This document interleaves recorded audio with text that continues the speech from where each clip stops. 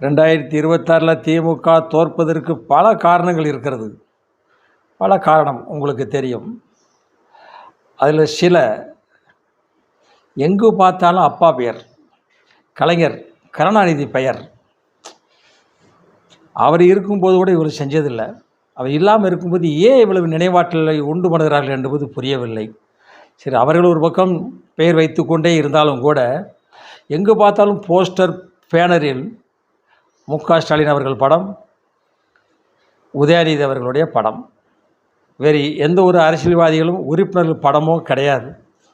எதுக்கு இந்த குடும்ப சர்வாதிகார ஆட்சி? பிறர் சொல்லும் அளவுக்கு ஏன் நடந்து கொள்ள வேண்டும்? மக்கள் இப்போ கேள்வி கேட்க ஆரம்பித்து விட்டார்கள். யார் அப்பன் வீட்டு பணத்தில் செலவழிக்கிறீர்கள் என்று கேட்க ஆரம்பித்து விட்டார்கள். அடுத்து பதாகைகளை தூக்குவார்கள், அடுத்து போராட்டம் நடத்துவார்கள், மறியல் நடத்துவார்கள். இலங்கை போல் ஆகிவிடக்கூடாது